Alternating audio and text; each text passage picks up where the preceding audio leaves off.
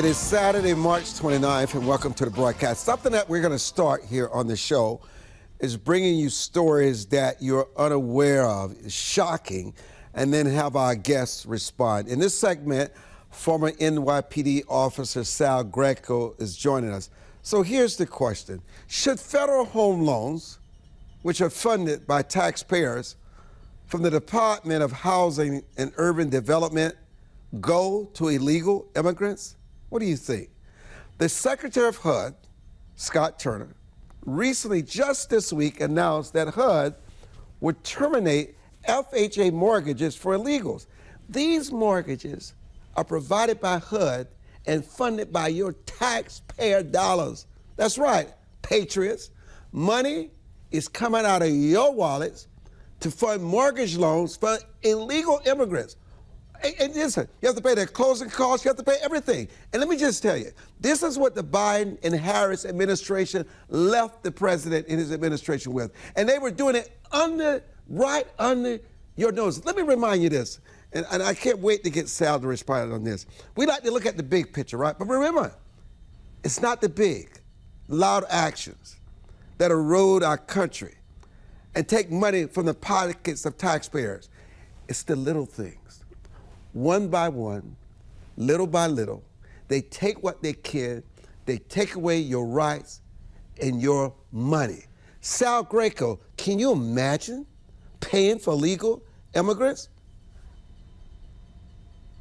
Well, we have seen that that's actually something that Congress had a hearing recently with the 4 best-known sanctuary city mayors in regards to money they misspent, they might have used for migrant shelters, and of course, what was that all? Taxpayer funded money for the shelters. And this is exactly the same scenario. So, no, the taxpayers should not be funding these things. If people want to privately fund things, that's different. But to spend 1 penny of taxpayer money on this is exactly why there's a branch now called DOGE in the executive branch of the United States, where they're trying to find out and flush out all the waste, fraud, and abuse in the government, and this would fall underneath that.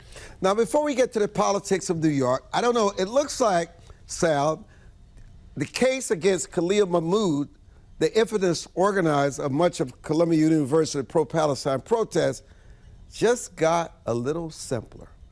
There was a review, Sal, of his visa application. And guess what the feds discovered? They discovered that he omitted his past employment at UNRWA, the organization, Sal, whose members coordinated with Hamas during October 7th. Sal, I've said this before, and I'll say it to you today. If you come to our country and take advantage of our freedoms, our Constitution, our fire department, our law enforcement, our police, our social services, and you cause mayhem, destruction, and you even rally around others who support terrorism, there is no place for you in America. Sal.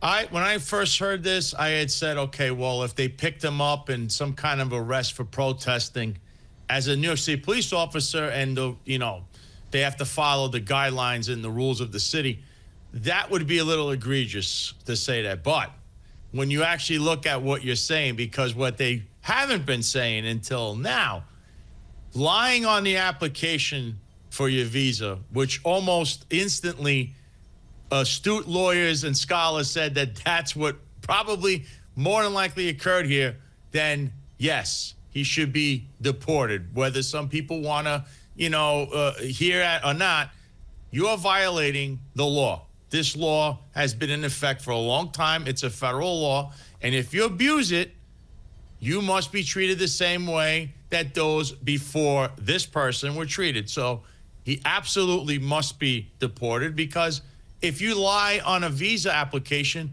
what else are you lying about? Sal Greco, now back to your beloved New York. Andrew Cuomo is considering running for mayor. Your former boss, Eric Adams, is thinking about not running. The legislator was trying to push this Jones person to run for mayor. Hochul finds herself in a pickle. Someone says that Trump has tweeted out on his social media Letitia James' home address where she lives, and this is a threat. What is going on in our biggest city in America?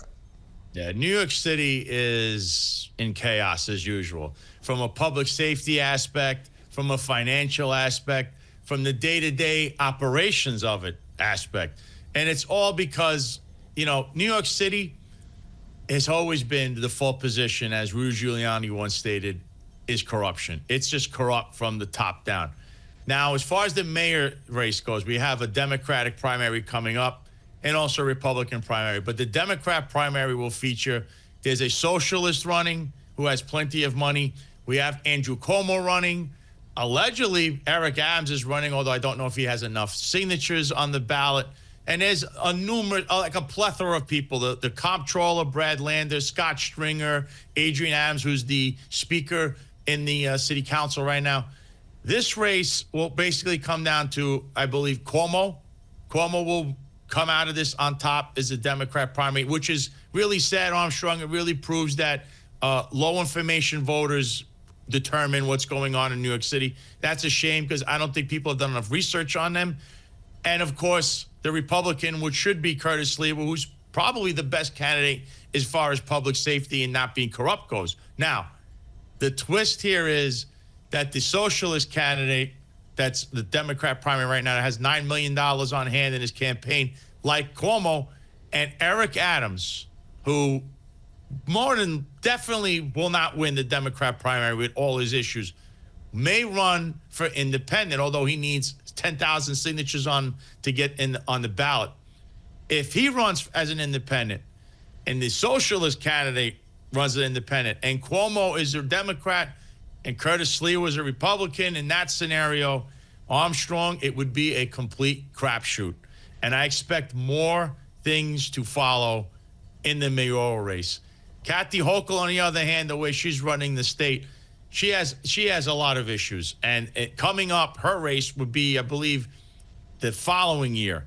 And then her seat will be up for grabs. And she is, unbelievably, even as a Democrat, she is vulnerable. So what she says and what she does, I mean, the MTA, it's a whole debacle how she's handling that, how she's trying to step in on the mayor and say what you want. Unless she removes him, you can't try to restrict his powers. It's very minimal what she could do, but she's threatened to do that. City councils threatened to do that, yet there's never any action. It's a lot of gesturing in the media, so to say. So a lot of jockeying for position.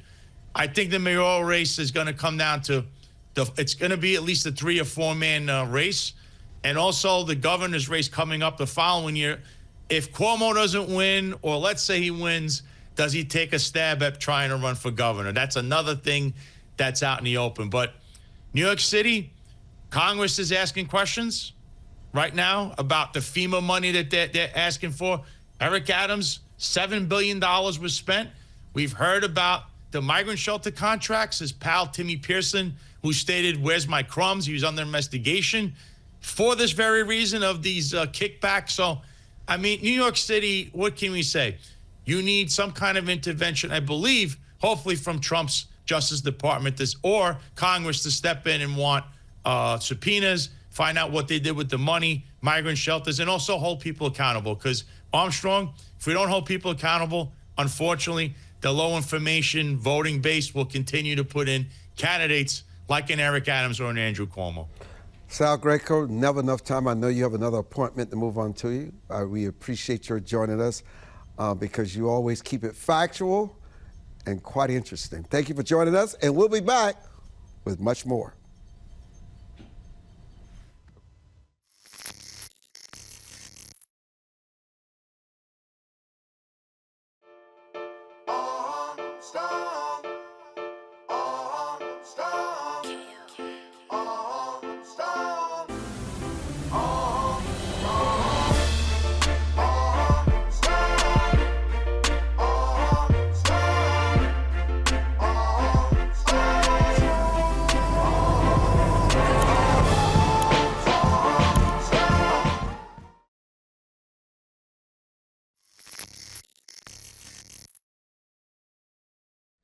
No, it's not as if the Atlantic senior editor, Jeff Goldberg,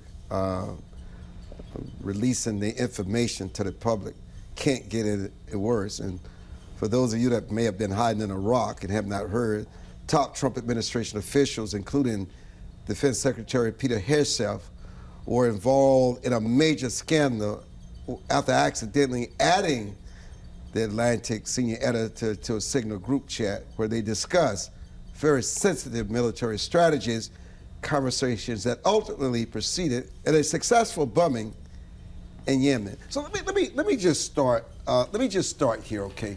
Here's how I want to start. Look, there is no question, and let me go to you, James Robbins, first. There's no question that either Walls or someone was already communicating with the Atlantic Journal. Trump hates the Atlantic. Obviously, you know how it works. I do this all the time. The CIA has a story that's about to happen around the world. They want to make the story bigger than what it is. And so what they do, they include journalists or broadcast owners like myself and say, this is a story. You cannot, you're embargoed until a certain time. You cannot go with the story until the bombs have started, and then you can go with it. But what happened was, when they set the war plan, because this guy is already in his Signal contact, he inadvertently included him in the war plans. Now, you would assume that the Atlantic senior editor had a very close relationship with Walsh because there had to be a degree of trust. But once they went on the hearing and started saying that it was not classified, he decided that he had to deploy his integrity and say, listen, you're lying. I'm going to put the entire chat out so people can judge for themselves. But it was a total betrayal by the journalists. I mean, I would never, Patricia, I would never be in a situation like that because I'm upset and not like the fact that I'm not telling it, because you know they're not telling the whole truth before Congress, decide I'm going to become the truth sayer and release all that information. And our focus, and yeah, Hegseth is in trouble, Walsh is in trouble, I don't think he's going to last, but my God, it's bizarre. Yeah, bizarre. What I'd really like to know is who had the contact information. Was it the National Security Advisor? Was it a member of his staff? The president said it was a low-level staffer. But somebody put Jeffrey Goldberg on that list. He was already in the system, though. Right, exactly. He was in the system. Yeah, he was already in the system. So, but who had him in the system? Walsh. That's why he took full responsibility. They knew each other. They've known each other. And obviously, no one in the administration knows who your sources are because you don't reveal that. Of course it was Walsh. Yes. So was it intentional or was it a mistake? That's the question. Oh, it was not intentional. Because it can happen. Because I do all my stuff on Signal, Patricia, all the time. It's so easy to include someone in the chat that you don't realize until much later. Patricia? Yeah.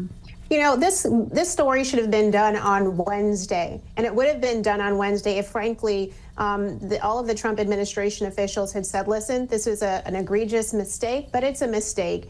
We apologize. We're going to ensure that this does not happen again, and move on, and then continue as they have. They've gotten the second half of the crisis communication piece right, which is to say, well, this was a successful military attack. It was needed, and it's really important for the American people and for commerce to continue throughout the Suez Canal. But they missed that first part, and as a result, now this story is continuing into the weekend here, and it's undermining the credibility of Trump administration officials over how they're communicating important information that has to do with national security. Listen, I get it. They're probably not emailing each other back and forth a lot of important details. When you're on the go and you quickly want to disseminate information, I can understand having something like a signal where you're sharing that information. This seems to have been an honest mistake. It just could have been handled very differently, and this story would not have had these legs, and Mr. Goldberg would not have had the reason to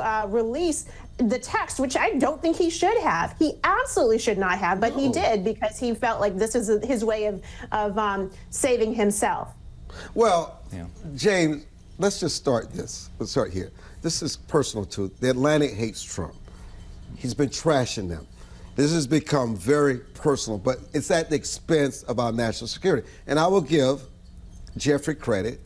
He only released it after the bombing exercise. He did not compromise beforehand. I'll give him that. But, James, no sensitive information like this should be discussed over Signal. It's an app that you can download and share with somebody else, and also share information. I mean, even though you may talk about it has a disappearing button, that disappearing button is like 10 or 15 minutes. Can you imagine what you can do with that kind of information, who you can share it with in 10 or 15 minutes? I mean, come on. The government we should be better than this. I think what this thing started out was an informal way to talk to principals on the National Security Council regarding the information that the National Security Advisor, Waltz, said was on the high side. And he said that in the text, that you are being sent some things on the high side that is on the classified channels. That's where all the details were. And what they were just trying to do was coordinate some of the last minute details of this, particularly regarding the timing, where they talk about, is it going to be a month from now, is it going to be right now? The president came down and said, no, it's green light, we're doing it now. Then they continued on with other stuff. And it was really the continuing on from the informal coordinating that they were doing that was the problem. Maybe other people on this Signal channel thought that it was more secure. Maybe they were working on government phones that had advanced encryption, but other people weren't. We heard from Mr. Witkoff, said it was on his personal phone. We don't know. But it was kind of like they got comfortable with the Signal, like with this informal part, and then it got into other things. So yeah, they shouldn't have done it in the first place. There was a human error with including a journalist, and now it becomes this whole thing. So how they handle the crisis is, don't do this anymore. Don't use Signal. Don't have these informal discussions. Keep it tight. And I think we're going to see those reforms. But I really would like to know how Jeffrey Goldberg got on that list. You know, it's fascinating because the Republicans are upset with himself, and knowing Trump and his hatred of the Atlantic, Waltz is on thin ice. But let me come to you on another subject here, Patricia. I don't understand the pushback from the left and the Democrats on Trump's executive order pushing for voter ID. I mean, even if the left and the Democrats say, well, if you don't use a photo ID, what about your passport? What about some document to show that you are actually the person that's voting? Because I know people who've gone to the polls and they've used their ID, and yes, their name is correct, their address is correct, but the birth date is incorrect. And they don't realize until they get back home after voting and they call someone on the board ethics committee. They said, look, this is what happened to me. Did I disenfranchise somebody else voting? And they said, absolutely, that is the case. So what is the argument against people being legitimately American citizens who are voting? There shouldn't be an argument, but the left will say, well, this is an example of discrimination, particularly against minorities and people of color. That argument is silly within itself.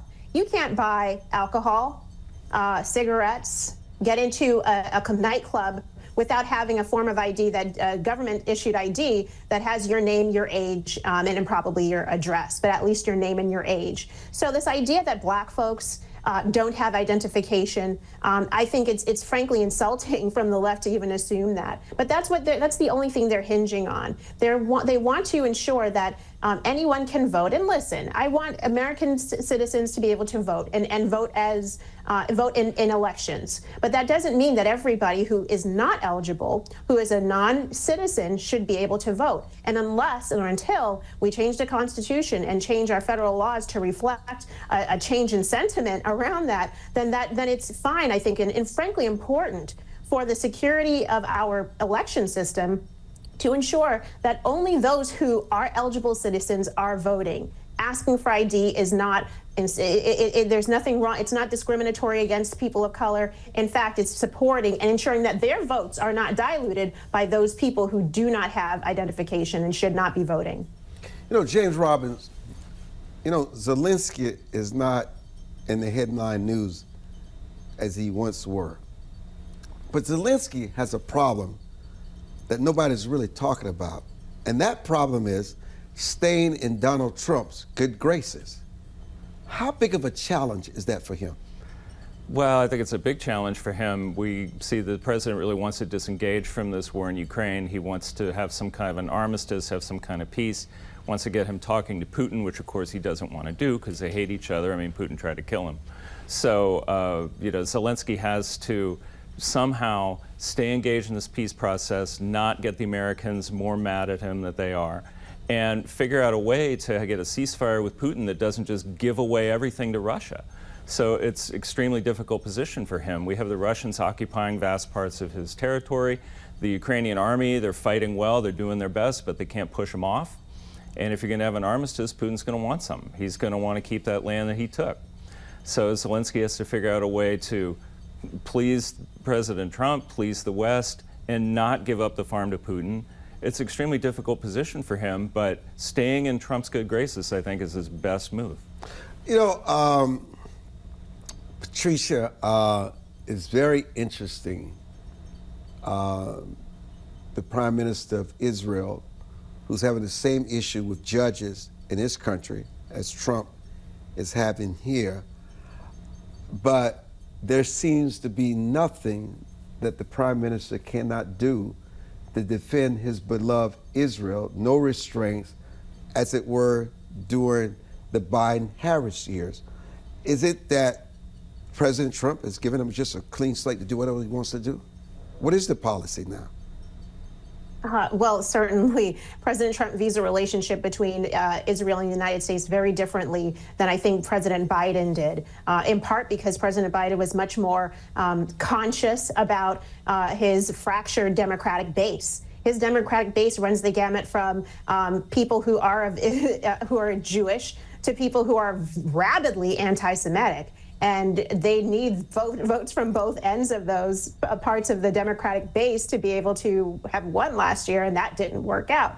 Whereas President Trump, I think, recognizes that Israel is a key ally, and frankly, ensuring that the Hamas terrorism is eradicated, and frankly, all of the terrorist groups that are linked in the Middle East, they are brought to their knees. He's more than willing to give Israel the kind of leeway that's needed. I think it's also a reflection of the way American foreign policy and the American military works now under this administration compared to in the past. It's not about apologizing. It's not about kowtowing. It is about showing American strength, and where needed, especially when it comes to terrorist organizations that continue to hold the bodies and remains of American citizens, nothing will be off limits. And so I think that in President Trump really unleashing the reins on Prime Minister Netanyahu and Israel, it's saying this is what we would do through our ally, and by the way, this is what we would do to you directly too if you were to hit America in other ways. Well said. We'll come back much more with Patricia and James. I'm Armstrong Williams. Don't go away.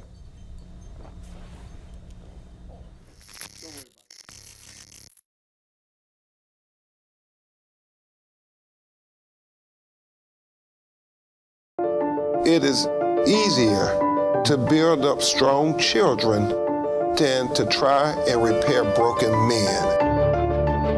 The streets are plagued with crime, violence, there's a lot of poverty, and it's all a result of lack of education that's happening in our schools. So it really is a crisis. We come from very different political perspectives, but we've come to the same conclusion, and that is there is a crisis in the classroom. Children are being deprived of quality of life because they're being deprived of a good education. We must solve this problem. It's incumbent upon all of us to join hands together to get this done. We can't afford to wait one more day before we address these issues, because every day we lose another child. Let's stop the politicking. Let's stop the games. Let's really do something to give these kids a real chance at life and being a part of that American dream. We need accountability for funding. Many of the districts where you're seeing very low test scores, students graduating with very low literacy and math comprehension rates, they are receiving a lot of funding. So where is the money going where our kids aren't being adequately educated? If you believe every child is deserving of a quality education, please go to educationjusticefoundation.com.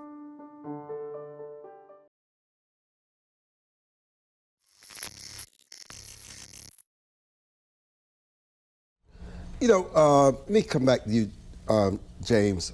What areas of national security, because there's just such much that's going on, that concerns you the most, that we should pay attention to? There are so many. When you look at the last 4 years and the problems in readiness, the problems with our troops, the problem with our defense infrastructure, all these kind of things, we don't have enough ships. China's like building ships up like crazy. We just don't have enough to do the things that we need to do.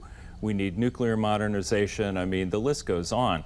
I think that the most important thing that we've seen, the biggest change, has been in leadership, because now we have a leader in the president who's much more focused on defense and much more focused on getting things done in defense. Like, he wants to settle wars one way or another, either through negotiations or through just taking out the threat. So I think that change in leadership is very important. But when you look at the sort of further down at all of the infrastructure problems and the things, the structural problems that we have, there's a lot of work to do. Does China concern you as much as it should the American people? China, definitely. The threat from China is ongoing. It's not just Taiwan. It's a threat to our country, to our infrastructure, to our ports and our trains and things where we have Chinese software and systems where they could like turn them off or cause a crisis for us. And that the trade imbalance with China, I mean, China's a definite threat to us. But the Chinese are facing various problems of their own. They have an economic collapse right now. They have a population collapse. The Communist Party is responding to this by tightening their controls and giving more power to Chairman Xi. China is facing their own crises, so that actually works in our favor. And luckily, we have the awareness now of China, because for decades we were thinking China, oh, they'll just democratize and become our friend and things like this. Well, that didn't happen. So now at least we have the awareness of what China's up to, and we're taking constructive steps to counter them. Patrice, talk about the government collegiate crackdowns from Columbia, UCLA. Obviously, people find it to be chilling. Just the progress that's being made dealing with the federal courts. Obviously, a lot of these protesters are rethinking the fact that their every move could be recorded. I mean, there was just someone who wrote an op-ed in a newspaper, and they were immediately arrested. Have we gone too far, not gone far enough?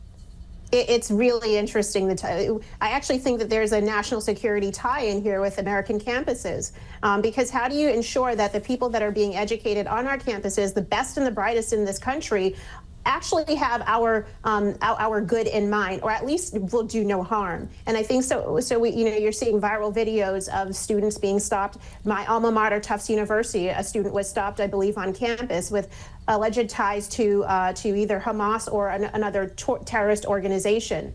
This seems jarring, and it is, but I think there needs to be a necessary response, both from the universities as well as from the administration, because for too long, students have been engaging now in very violent protests that are not just anti-Semitic, but are destructive to the fabric of our country, and also disruptive to the education of Jewish students, education of all students.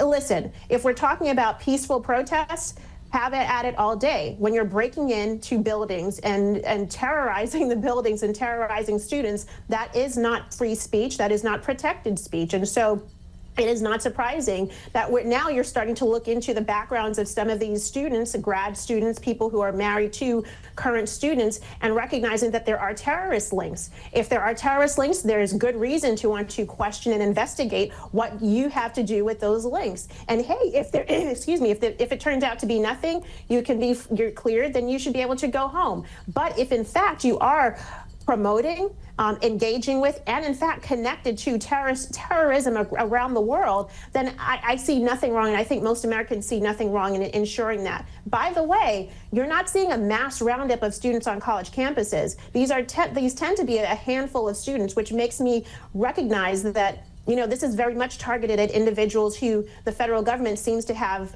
significant evidence on.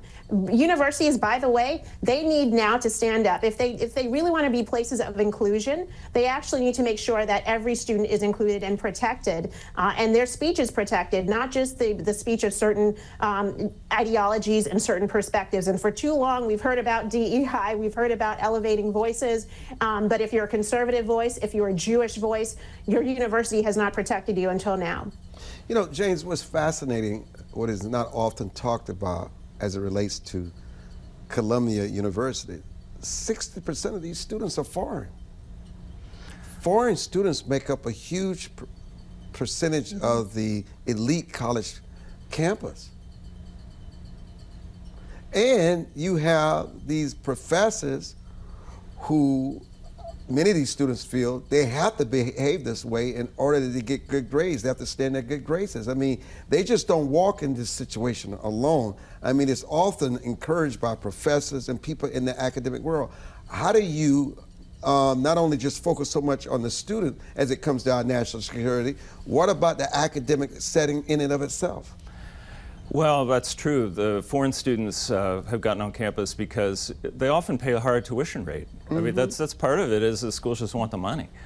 Part of it was also when you have DEI-style quotas and you bring in someone from a foreign country as a different ethnic group, well, that helps you with your numbers. I mean, there are very structural reasons why this is. When you're looking at the professors and what they're teaching, you have the issue of academic freedom. And I'm an academic. I like to, have free speech. I like to be able to do the research I want to do. But the fact is that over the last several decades, the professoriate has used their academic freedom argument to exclude other voices or people who disagree with them. You get tenured faculty who are more on the progressive or the radical side. There's no way that they're going to vote for a conservative professor to join that faculty. And so over the years, it's gotten more and more further to the extreme left. And then we're surprised when the campuses suddenly erupt and all these demonstrations, you have all these activists, people causing trouble, people thinking that it's legitimate to take over buildings, disrupt exams, and make life hell for the majority of students who really aren't that politically active and don't really care. So yeah, the professoriate's part of it, the people who brought this onto the campus, but then the students, it's a natural product of this environment. Let me go back to the signal controversy. How does such a leak, James, affect our relationship with our key allies? Well, it's difficult because our allies depend on us to keep their secrets as well as our secrets. They're engaged in intelligence sharing with us on a variety of issues, and they don't want to see these leaks either. So they may get a little bit more cautious about working with us. They may want to make sure that everything goes through secure channels. I mean, it does cause a difficulty. The administration really has to get out in front on this, talk about, do an investigation, how did this happen, how was a journalist added to this, how common is it to use Signal, because everything you hear is, yeah, everybody uses Signal. There are even federal guidelines for the use of Signal, maybe not for classified information, but then also show who actually did it, who put a journalist on this list, and then come up with some stronger guidelines so that this doesn't happen in the future. I think if we can do that, then our allies would be satisfied. I don't think the opposition will be satisfied, but they're never satisfied. Patrice, it was seen that we have learned that executive orders just does not last. It's a temporary Band-Aid. And the president certainly has control of the Senate and the White House. Why not make these more permanent laws by forcing the Congress to do what he's trying to do it legislatively instead of the way he's doing it now? Well, I think it's a time frame issue. Certainly, you have 4 years, but realistically, you have 2 before the midterms. And if you want to return to your voters that you've accomplished something, you have to really do it in the first year of your administration, which is why I think a lot of the executive orders either have been to set up really strong policy positions or to undo what was done in the previous administration by the Biden administration. So now, this is where Congress can come alongside and really try to enshrine into law or codify into law a lot of these changes. DOGE is a great example of that. We actually do have a congressional DOGE committee it's supposed to be taking a lot of the recommendations that Elon Musk and his crew puts together and then puts them into federal law. That's a next step, and I think it takes more time to do. But I think that's why you see President Trump saying, okay, let me run really fast, really quickly, and get a lot done so that then Congress can come on the backside. What I don't think the administration was quite prepared for is the judicial pushback, the amount of legal cases, and I think they expected it, but probably not the level of cases as well as the judicial responses. So many of these cases have been, or actions have been overturned in federal courts, and now are going to go up to the Supreme Court, and we'll see what happens next. Jane, let me just stay with the courts. I read a report where it says that the Trump administration is losing Amy Coney Barrett and Brett Kavanaugh on the court. They're going more and more siding with the liberal justices. Now, people will say that they're siding with the liberal justices because they're anti-Trump. It's not that they're anti-Trump. It's that they believe in a different interpretation of the Constitution. When John Robbins does what he did a few days ago, saying, let's stop this attacking judges, it's not about whether he's left or right or who's appointed by. He said, listen, there are three equal branches of the government. But it's not that Trump is losing the Supreme Court. It seems like a lot more of what he's doing is under more scrutiny than ever before. Well, absolutely. We've seen the pushback on the judicial level, and you don't need to talk about impeaching judges. All you have to do is let the process work out, let the appeals process work out, get it up to the Supreme Court, and get some of these things overturned. I mean, we already know that the Secretary of State, by previous Supreme Court decision, has complete jurisdiction over who gets deported under the Alien Enemies Act. It's the Secretary of State's call. The judge has no business in it. The Supreme Court will affirm that. But you got to let it get to that point. So just let the process play out. We're not even 100 days into this administration yet. And the president, as promised, is moving at light speed with his executive orders. There are going to be some things slowing him down. But again, the process can play out. You don't have to immediately jump into impeachment. I think that that's just really a form of pressure. But to the extent that that makes someone like the Chief Justice say, wait a minute, you're kind of getting into our area, then it's not so good, because you want to keep things on a lower level, because sort of let the process play out. So I hope that the administration will continue to do what they're doing and continue to fight back when they can, but do it through the system, through the appeal system, not through the impeachment system, because frankly, you're not going to get the votes in the Senate to actually remove a judge unless they did something completely egregious, and a disagreement over policy or the application of a law just isn't going to be seen as impeachable to enough senators. You know, I might add that James Robbins, our guest today, is a former special assistant in the Office of the Secretary of Defense, and he's also with the Independent Women's Program Forum now. And Patrice Onwuka is also a co-host on WMAL radio right here in Washington, D.C., and she's a policy center directly with the Independent Women's Forum. Now, when we come back, I'm going to say goodbye to my guests. When we come back, Jim Pinkerton will be joining us, a voice of reason, I might add, to talk about an aspect of Native American history that you will find fascinating and very enlightening. I'm Armstrong Williams, and we'll be back.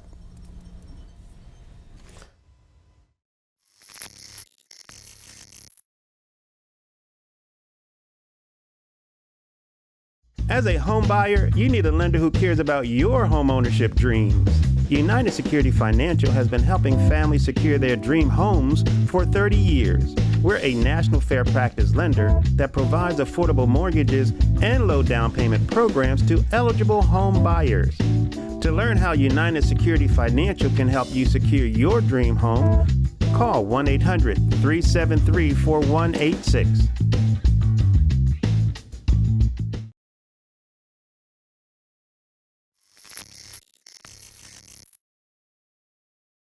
You know, Jim Pinkerton is really my brother in the fight for American liberty. He's someone I have just tremendous respect for. I speak to often.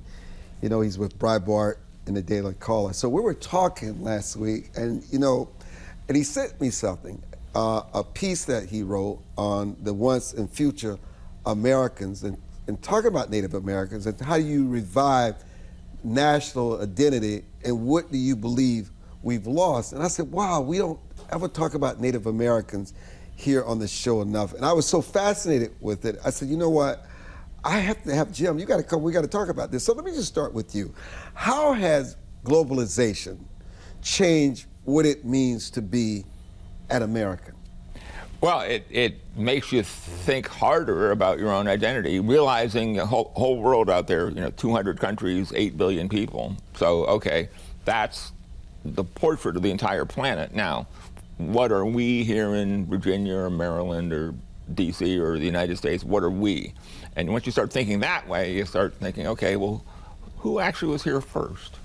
And the Native Americans have been on this continent for 15, 20,000 years. And it's just fascinating to think about, how long they were around and how long they were flourishing before anybody else came here. And that got me thinking, and I wrote that piece that you were nice enough to mention in the American Conservative, mostly focused on a fellow named Thomas McKinney, who was the first director of the Bureau of Indian Affairs for the United States government back in 1824, so it's almost a bicentennial of that. And McKinney, you know, the Bureau of Indian Affairs is a bureaucracy that's been controversial over time, but McKinney himself was a great champion of better relations with Native Americans and Indians, and actually then commissioned several hundred portraits of chiefs and other figures of the Native American world, which to this day remind us just how, among other things, how diverse they were, how sort of amazingly colorful and interesting they were just to see, let alone interact with. What do you believe is the role of tradition and what it takes for us to restore the sense of purpose in such a politically divided country? And as we talk about the role of tradition, what do we need to do in our history to shape our national future? Well, I mean, I think you can't interact with others until you have a sense of who you are and an integrity to yourself. And again, the goal of the nation is to be a melting pot and all together and as Americans or whatever other country it might be. But having said that, you know, your own family, your own traditions are vitally important, and that's what makes me admire Native Americans, because they have struggled very hard over the centuries to keep themselves intact. They're not unique in that score. African Americans too, and others have all had the same some kind of challenge. But nothing like Native Americans. But Native Americans, and so I actually came along and I was just got curious about this, and so I found a book that was published 2 years ago called, you know, the Rediscovery of America.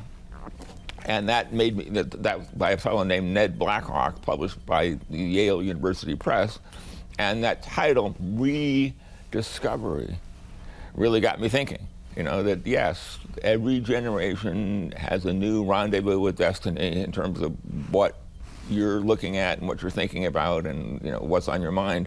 And so as the author Blackhawk points out, Native Americans have had different interactions, some good, some bad, with the United States and the American people over the last 3 centuries.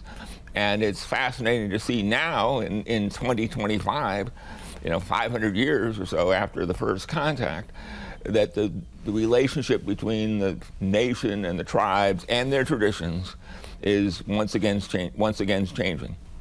How does immigration and demographic changes play into the conversation about American identity? And is the political class really out of touch with the core values of everyday Americans?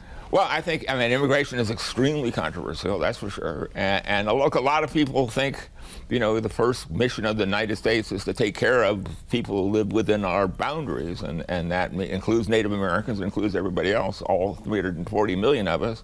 And so, yes, this question of whether or not, how many more newcomers, if any, to take, that's arguably the hottest issue in the country right now.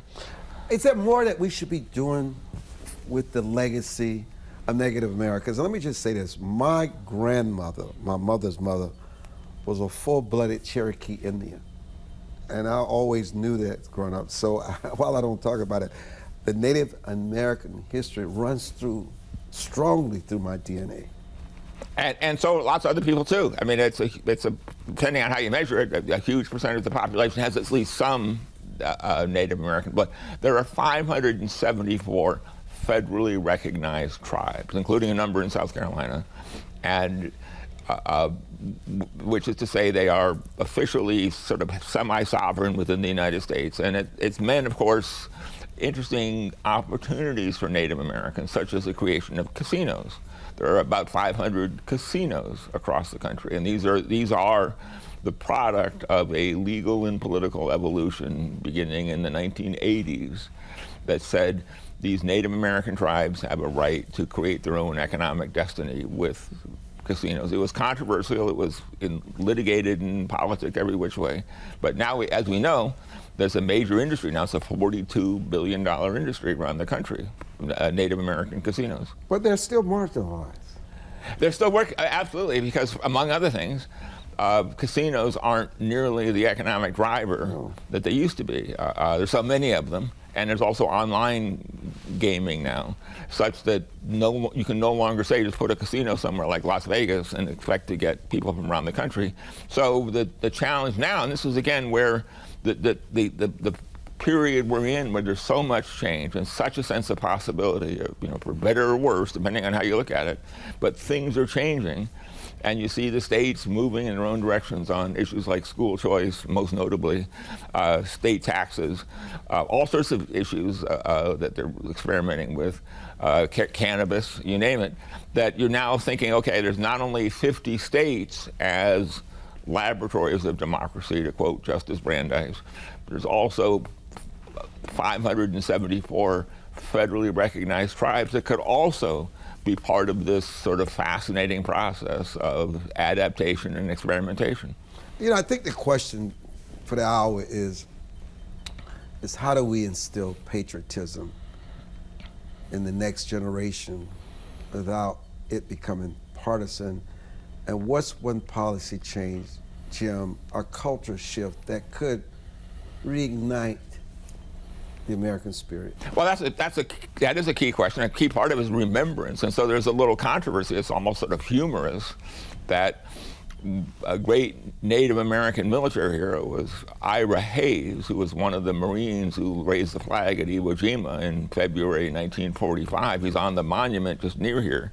And the Pentagon had a little exhibit on him. He's a Navajo Indian from Arizona.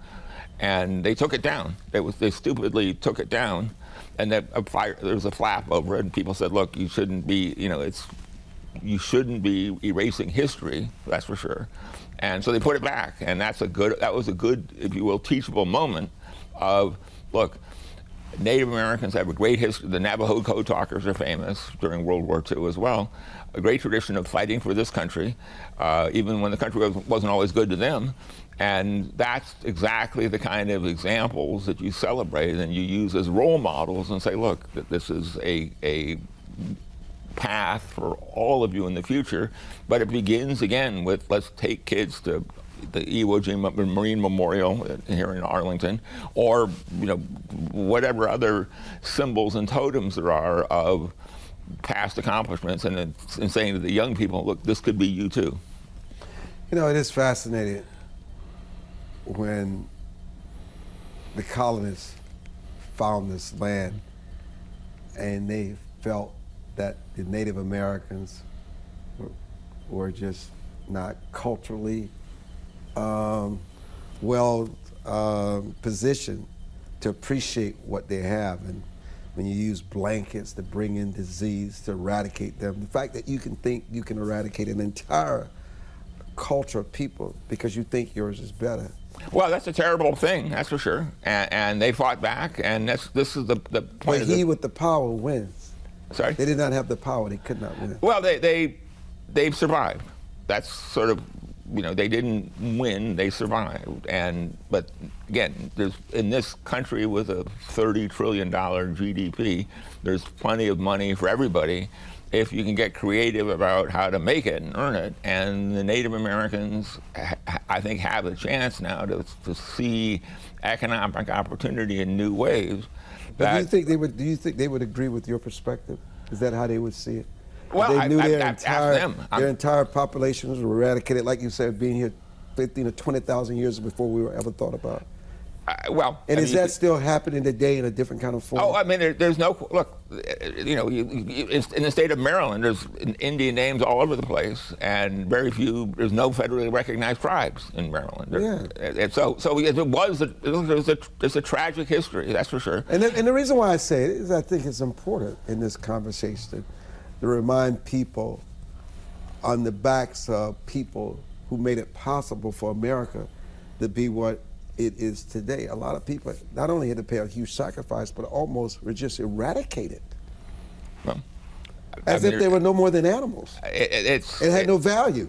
There's about 3 million Native Americans and another 3 million Latin, South American Native Americans in this country. Is that a small number? It's probably smaller than it could have been, that's for sure. It's also not zero. So it's something we grapple with. This books like this. But there's a reason why Jim Pinkerton is pursuing this. There's a reason. I think. Because when you sit, because this is not something we think about often because we're so caught up in so many issues that are going on in the world. But when you sit and think about this, it makes you pause and say, wait a minute, just think about what happened in our history. It is. It's sobering to read about and worth knowing, and it's worth including in K through 12 instruction as to what happened and so on. It's also just worth keeping in mind all the elements of achievement of America. Yeah, but also I think you and I know we're out of time here, don't you believe now that there's a growing hunger among Americans for a deeper connection to their country's founding ideas and those that were here before the founder? I do. I absolutely do. And I think that's sacred. I think that's, again, how do we survive globalization? We survive globalization by a rededication to our own roots, our own ancestors, our own families, our own places where we're from, whether it's Orangeburg, South Carolina, or Cambridge, Massachusetts. Wherever we're from, we should be proud of it. And from there, with that platform, you can then say, okay, what comes next? I say it because I think one of the few times in my life I really thought about my mother's ancestry. On her mother's side, it's all Native Americans. I never really, and I need to do more to really focus on this sacrifice and what happened to that part of my DNA, and we all should.